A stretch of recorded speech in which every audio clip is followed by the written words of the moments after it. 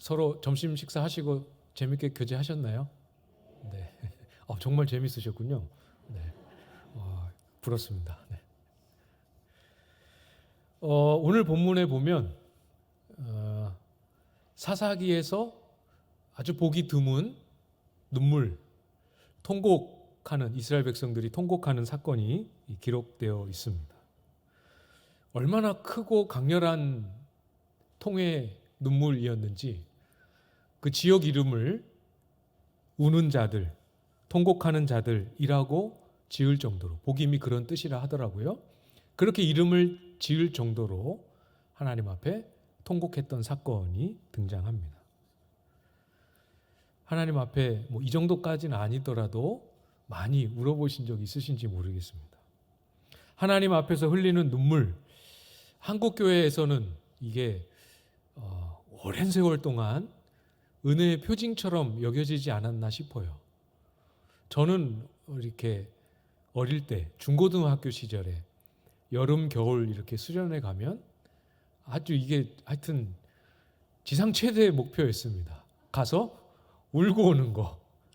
울어야 이제 은혜 받는 거고, 또 가면 이제 중등부 이제 막 올라갔을 때 고등부 형 누나들 보면 그렇게 찬양하면서 기도하면서 막 뜨겁게 기도하고 울고 그런 거 보면 너무 부러운데 왜 이렇게 나는 안 우는지.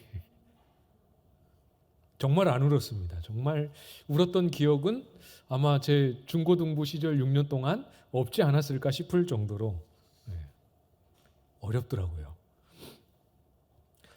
눈물도 중요하지만 하나님 앞에 어떤 눈물을 흘렸는지도 중요하고, 더 중요한 건 사실 그 눈물을 흘린 이후의 삶의 열매, 이것이 정말 중요하죠. 특별히 우리가 애통하며 눈물을 흘리는 이 눈물이 회개의 눈물일 때 특히 더 그 눈물 이후에, 그래서 어떻게 그 이후에 삶의 내용들이 달라지고 있느냐를 확인하는 것은 정말 중요합니다. 오늘 본문에 보면 이스라엘 백성들이 울었는데 이렇게 마음속으로 질문을 던지고 시작하면 좋을 것 같아요. 과연 이스라엘 백성들이 울었던 포인트는 어디였을까? 어디에 마음의 움직임이 있어서 울었을까? 본문에 이렇게 딱 이거다라고 단정 지을 만한 내용은 이렇게 딱 단정 짓기는 어려워요. 여러분이 한번 이것 때문에 울지 않았을까 찾아보시면 좋을 것 같아요. 하나님의 사자가 나타나서 그들의 잘못을 지적하는 그 지적의 내용을 듣고 우리가 저것 때문에 잘못되었구나, 이거를 깨닫고 안타까워하는 눈물이었을까요? 그것도 하나의 답이 될 수 있겠죠? 가능성이. 아니면 이게 가나안 족속을 쫓아내지 않았던 그것이 이제 결국은 너희들에게 가시가 되고 올무가 될 것이다, 이렇게 하는 그 말씀, 이것 때문에, 가시가 올무를 말씀하신 것 때문에 두렵고 무서워서 울었을까? 왜 울었을까 하는 질문과 동시에 아까도 말씀드렸던 것처럼 이 눈물 이후에, 이 통회하는 사건 이후에 어떤 삶의 내용들이 뒤따라오는가, 이것도 굉장히 중요합니다. 보면 우리가 읽은 본문 범위 안에서는 울고 난 다음에 뭐 하는지가 기록되어 있습니까? 제사를 드렸다, 이렇게 기록합니다. 제사를 드린 거 보면 괜찮아요, 그죠? 그런데 조금 더 꼼꼼하게 보면 이스라엘 백성들을 향하여 여호와의 사자가 말씀하실 때 정말 너네가 제사를 안 드린 게 문제야 라고 말씀하신 것인지, 정말 이들이 눈물의 끝에 제사를 드렸어야 이 눈물이 진정한 참회의 눈물이 될 수 있었는지는 우리가 물음표를 던지게 돼요.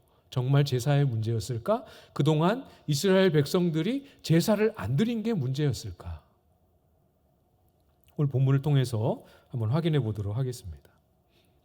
1절 말씀을 보시면 여호와의 사자가 길갈에서부터 복임으로 올라와 말하되 내가 너희를 애굽에서 올라오게 하여 내가 너희의 조상들에게 맹세한 땅으로 들어가게 하였으며 또 내가 이르기를 내가 너희와 함께한 언약을 영원히 어기지 아니하리니. 이게 2절까지 문장이 끊기지 않고 이어지는 내용이죠. 그 또 내가 이르기를 그 앞부분까지만 주목해서 보도록 하겠습니다. 길갈에서 여호와의 사자가 올라왔어요. 그래서 이스라엘 백성들에게 하나님의 메시지를 전해 주십니다. 내용은 두 가지예요. 요 1절 안에서 애굽에서 하나님이 이스라엘을 올라오게 하신 것, 그리고 약속의 땅 가나안, 조상들에게 맹세하셨던 그 땅으로 들어가게 하신 것, 두 가지를 언급하십니다. 둘 다 과거에 일어난 일이죠. 하나님이 이스라엘 백성들에게 어떤 은혜를 베푸셨는지를 상기시키고 계십니다. 하나님이 행하신 일. 딱 이 두 가지 표현만 들어도 하나님이 어떤 은혜를 우리 가운데 베푸시고 어떻게 우리를 이끄셨는지, 그 많은 사건들과 그 사건들 속에 담겨 있는 하나님의 성품과 그 모든 것들을 우리에게 허락하신 하나님의 은혜에 대한 감사가 회복될 만한 가장 중요한 두 가지를 말씀하셨습니다. 이스라엘 역사에 빼놓을 수 없는 가장 은혜하면 가장 먼저 꼽을 수 있는 것이 바로 출애굽이죠. 이스라엘이 종되었던 애굽에서 이스라엘을 건져내셨던 은혜. 그래서 하나님께서 이스라엘 백성들을 일컬으실 때 이스라엘 백성들을 별명처럼 애굽에서 종되었던 너희, 이렇게 표현하는 경우가 성경에 꽤 많이 등장합니다. 하나님께서 자신을 소개하실 때도 너희를, 애굽에서 종되었던 너희를 건져낸, 또 불러낸 여호와, 이렇게도 표현하십니다. 그만큼 출애굽 사건은 이스라엘 백성들의 오늘을 있게 한 하나님의 은혜를 기억하고 회상하게 하는 절대로 빼놓을 수 없는 중요하고 결정적인 구원 사건을 의미하는 거죠. 이것만 말씀하시지 않습니다. 여호수아 시대 이후의 이스라엘 백성들에게는 출애굽의 구원의 은혜 말고도 하나가 이제 더 추가됩니다. 그게 무엇입니까? 조상들에게 맹세하신 그 약속의 땅으로 들어가게 하신 은혜. 오래전부터 약속하신 그것을 드디어 성취해 주셨습니다. 구원의 은혜와 약속대로 이루어 주시는 은혜, 이 두 가지를 말씀하고 있는 거죠. 이것을 잃어버리고 있고 이것을, 은혜를 회복하도록 먼저 말씀하고 계십니다. 은혜를 기억하는 것, 잃어버렸던 은혜를 은혜로 여기는 마음을 회복하는 것, 다 알고 어렵지 않은 주제 같지만 실제 우리의 삶을 가만히 들여다보면 쉽지 않은 것 같아요.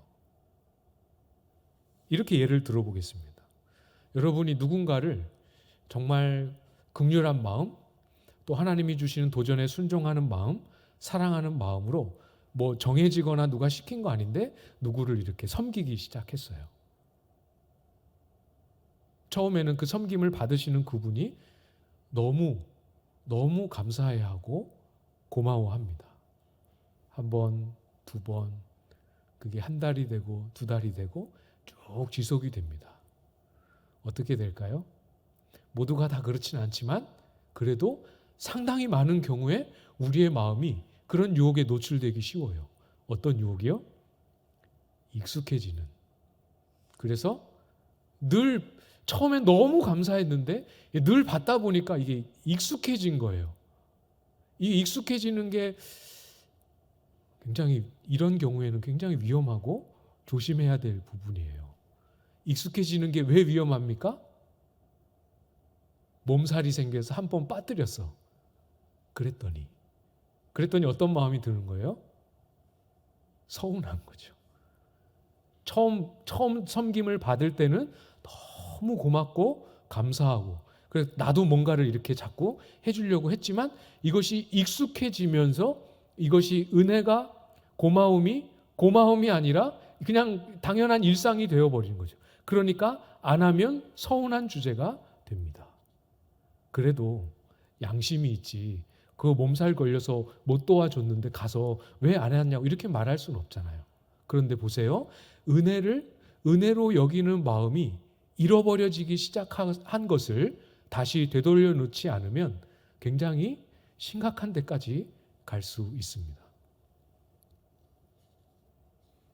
어디까지 가겠어요? 은혜가 권리가 됩니다. 권리가 되는 거예요. 그래서 주장합니다. 요구합니다.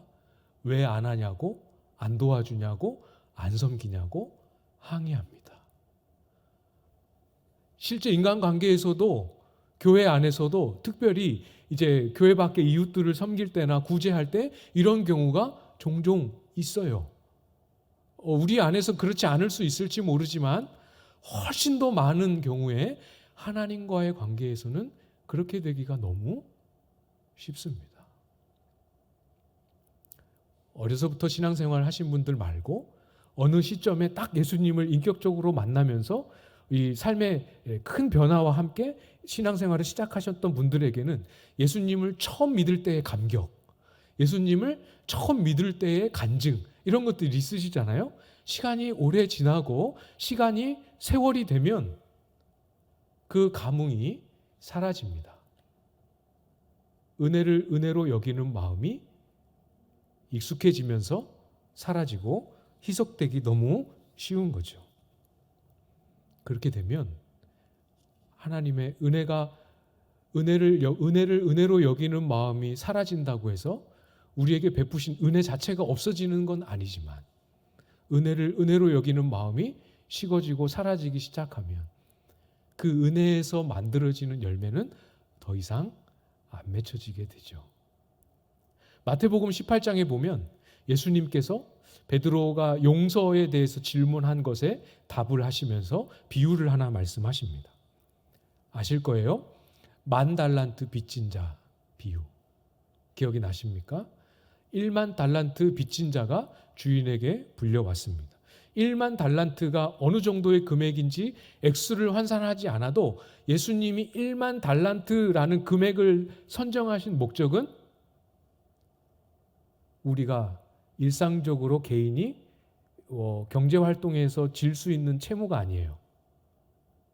무슨 말씀인지 이해되시죠? 갚을 수 있는 것은, 갚을 수 있는 액수는 더더욱 아닙니다. 우리와 하나님 사이에 빚져지고 용서되는 그 크기가 얼마나 큰지를 이렇게 표현하시기 위해 말씀하신 거죠. 아마 굳이 환산하자면 개인으로서는 이 빚을, 이런 금액의 빚을 질 수가 없고, 한 나라가 1년 동안 벌어들이는 세금 수입, 그 정도 될까요? 그런 그 큰 금액을 빚을 진 사람이 등장합니다.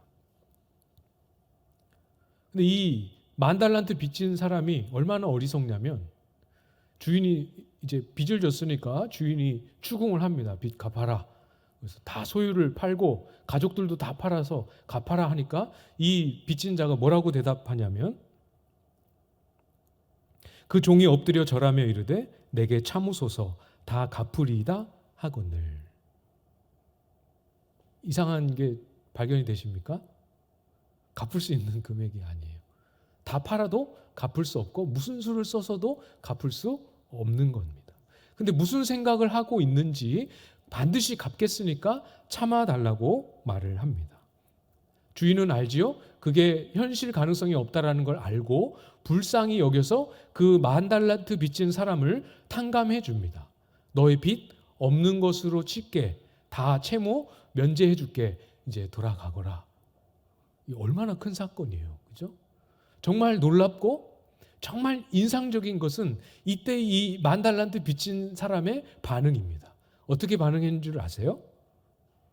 탕감해 줄게, 돌아가라 할 때 이 10,000달란트 빚진 사람이 아무런 반응을 하지 않아요. 이런 놀라운 순간을 만나면 우리가 보통 어떻게 합니까? 확인을 하잖아요. 그 말을 내가 지금 꿈인지 생신지, 또는 제대로 들었는지 잘못 들었는지, 정말 이 말이 믿어도 되는 말인지 확인을 한다든지, 정말 확인이 됐으면 10,000달란트를 탕감해 주는 것에 대한 평생을 갚아도 갚을 수 없는 그 빚을 탕감해 주는 것에 대한 최소한의 고맙습니다라는 인사라도 해야 될 거 아니에요.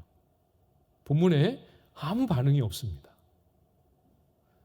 물론 실제로 반응을 했는데 본문에 기록이 안 됐을 수도 있겠지만 맥락을 보면 반응을 안 한 게 맞아요. 그리고 돌아가는 길에 자기한테 빚졌던 100데나리온 빚진 사람을 만나서 그 사람을 괴롭힙니다. 아마 그 사람의 이 10,000달란트 빚진 사람의 마음속에 머릿속에는 어떻게 이것을 갚을까에 대한 궁리가 탕감의 메시지를 못 듣게 했던 것 같아요. 하나도 자기가 탕감받았다는 사실을 제대로 이해하지 못하고 나가면서 집으로 돌아가면서 어떻게 갚을까 궁리하면서 돌아가지 않았을까. 그래서 100데나리온 빚진 사람을 만났을 때 이 100데나리온이라도 받아서 이자라도 상환해야지. 아마 그런 계산이 서지 않았을까 싶습니다. 은혜를 은혜로 여기는 마음을 잃어버릴 때, 또는 은혜를 은혜로 여기지 못할 때 우리의 마음이 얼마나 궁핍하고 얼마나 곤고해지는지를 너무 정확하게 잘 보여주고 있습니다. 그렇다고 은혜가 사라지진 않습니다. 하나님이 우리를 사랑하셨다가 그 사랑에 대한 감사가 없어졌다고 사랑을 거두어들이지는 않으세요. 하나님이 우리에게 구원을 베푸셨지만 그 구원에 대한 감격과 감사가 희석되어졌다고 그 구원을 취소하시지는 않습니다. 그렇지만 우리가 잘 기억해야 될 것은 그 감사와 감격이 사라질 때는 그 은혜가 만들어내는 열매도 사라지게 되는 거죠. 오늘 예배를 드리면서 기도하면서 하나님 앞에 하나님을 떠올리면서 어떤 고백, 또 어떤 은혜에 대한 감사, 감격을 하나님 앞에 고백하셨는지 한번 여쭤보고 싶습니다. 때로는 우리의 마음이 딱딱해지기도 하고 이런저런 일들로 속이 시끄럽고 심란해지기도 하는 다양한 삶의 경험들을 어떤 경험이든지 다 눈 녹듯이 녹여낼 만큼 하나님의 은혜를 은혜로 여기는 생생한 마음이 내 속에 지금 살아있는지 한번 스스로에게 여쭤보시면 좋을 것 같습니다. 하나님의 나라는 은혜가 다스리고 은혜라는 질서가 통치하는 나라예요. 은혜를 회복하고 하나님 어떤 내용이든 우리에게 베푸신 그 은혜에 대한 감사와 감격을 회복하실 수 있기를 바랍니다. 그 은혜로 날마다 우리 속에 생명력이 공급되고 그 은혜로 할 수 없었던 순종을 감당하게 되고 그 은혜 때문에 그 은혜에 근거한 빚진 마음 때문에 다른 사람보다 기꺼이 더 많은 수고를 감당하는 데까지 나아갈 수 있게 되는 거죠. 이어지는 2절 말씀에 보시면 너희는 이 땅의 주민과 언약을 맺지 말며 그들의 제단들을 헐라하였거늘 너희가 내 목소리를 듣지 아니하였으니 어찌하여 그리하였느냐.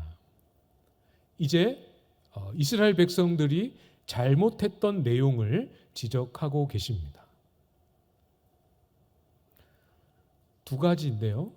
사실 이스라엘 백성들이 잘못한 내용을 꼽아보자면 이거 두 개만 있겠습니까? 언약을 맺지 말라는데 맺은 것, 제단, 우상 제단을 헐라는데 헐지 않은 것, 이거 말고도 많은 잘못과 허물이 있을 거예요.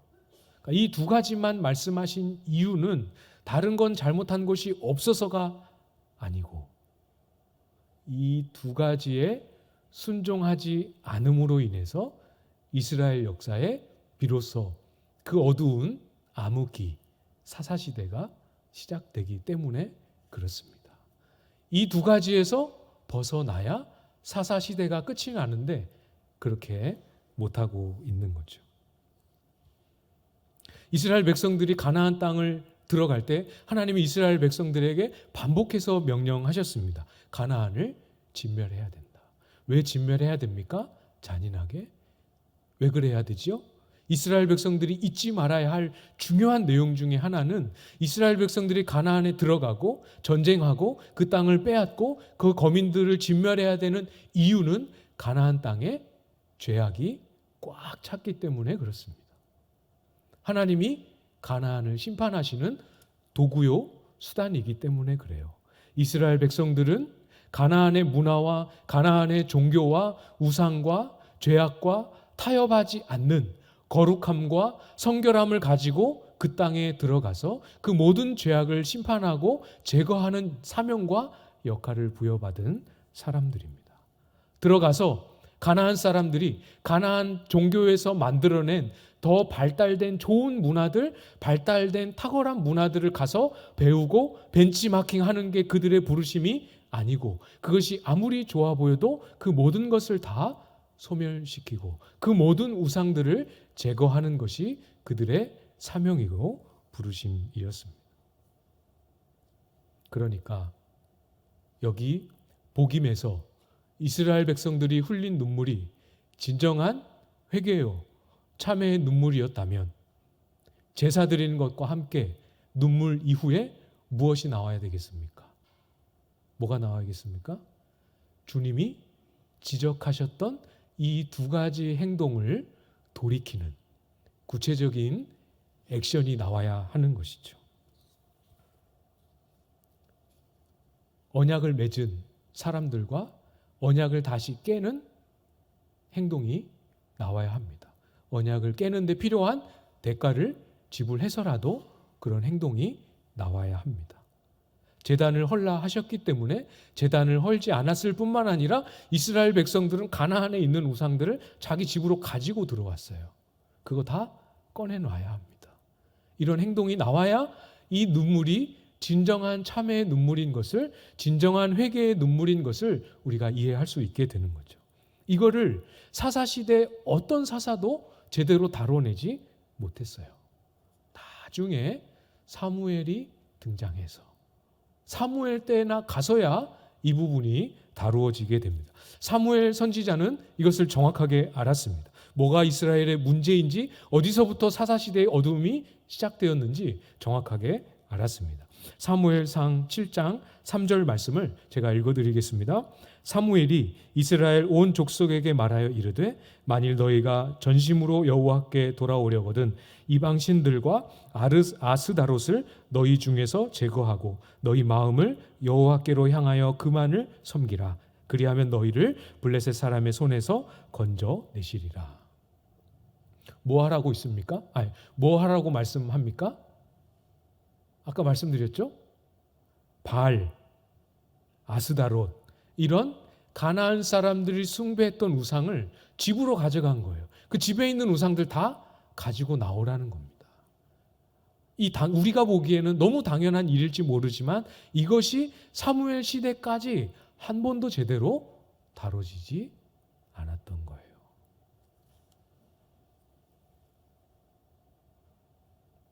언약을 맺었어도 깨고 그 언약을 깨는데 무엇이 대가로 지불되든 언약을 깼어야 합니다. 그리고 제단을 허물라 할 때 허물지 않았던 모든 제단들을 뒤늦게라도 허물고 집에 있는 우상들을 다 끄집어내서 불태워 없어야 했습니다. 이게 복임에서 흘린 눈물이 진정한 회개의 눈물이 될 수 있는 표시이죠. 이스라엘 백성들이 그렇게 하지 못했습니다. 읽지는 않았습니다만 11절, 12절 말씀에 보시면, 사사기 2장 11절, 12절 말씀에 보시면 비로소 본격적인 사사시대의 모습이 등장합니다. 우상을 숭배하는 모습이 등장하죠. 아주 노골적으로 가나안 사람들이 하는 것을 그대로 따라하면서 이제 사사시대에 전형적으로 이스라엘 백성들의 죄악을 지적할 때 나오는 패턴, 본문에 기록되는 내용들이 등장합니다. 사사시대가 시작된 것이죠. 어느 사사가 다스리던 그 시대를 막론하고 사사기에 등장하는 모든 시대의 공통적인 죄악, 우상 숭배가 다뤄지지 않고 그들 가운데 어두움을 가져오게 됩니다.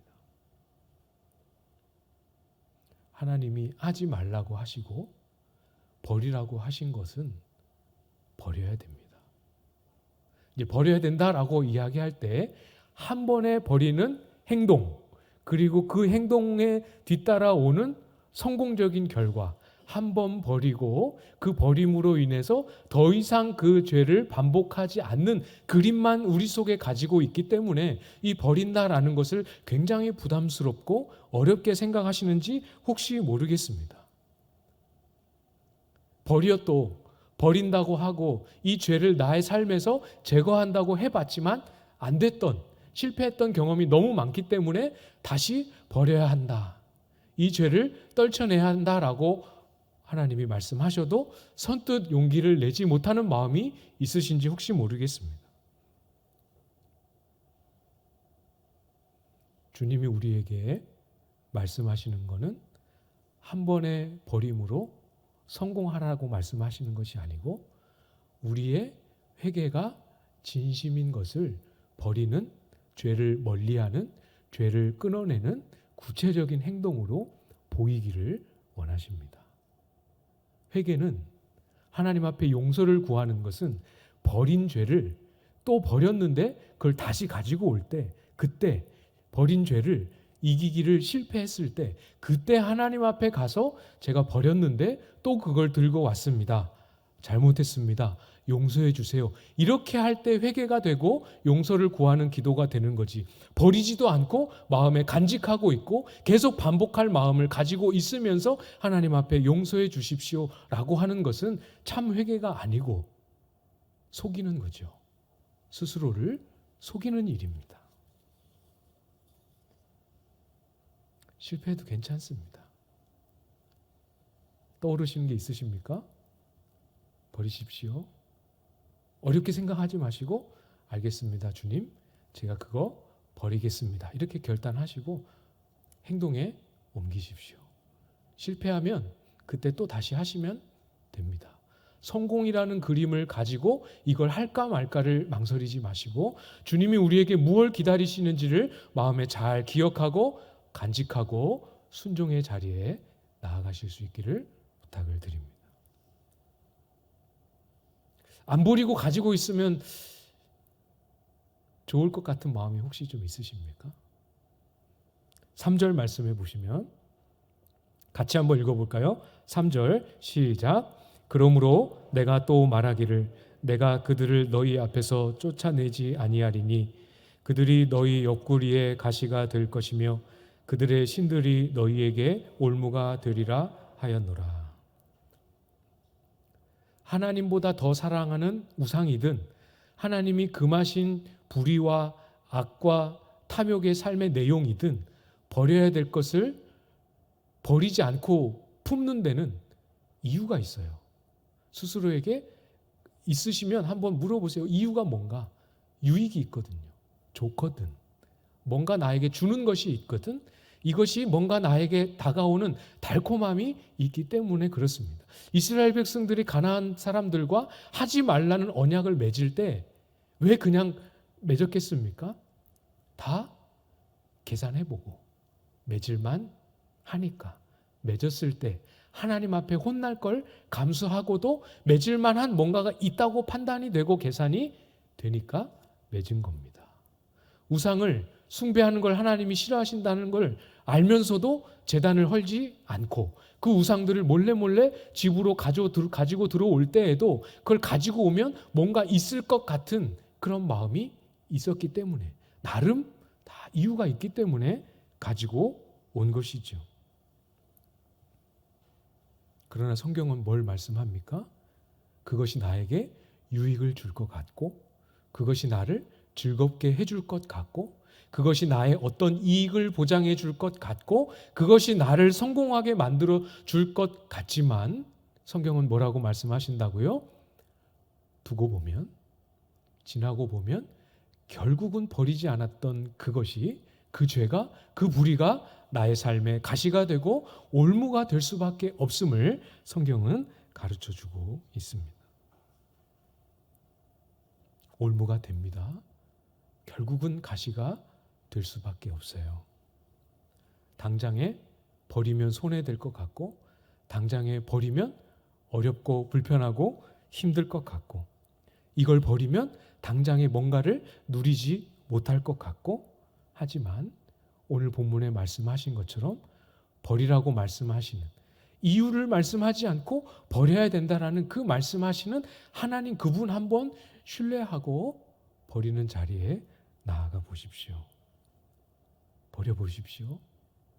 버리면 또 버리고 다시 기도하고 회개하면서 또 버리며 이 씨름을 감당하며 나아가면 그 속에서 하나님 아버지 품으로 우리를 크게 한 걸음 다가가게 하는 길이 열리게 됩니다. 버려본 사람만이 알 수 있는, 버리기 위해서 씨름해본 사람만이 알 수 있는 샬롬, 평안이 찾아오게 되는 거죠. 우리는 선택해야 합니다.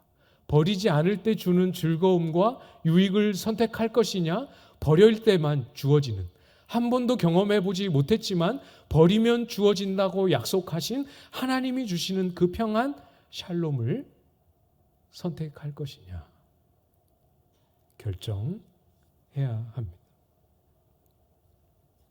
사사시대의 이스라엘 백성은 이 평안과 샬롬을 잃어버렸습니다. 버리지 않았기 때문에.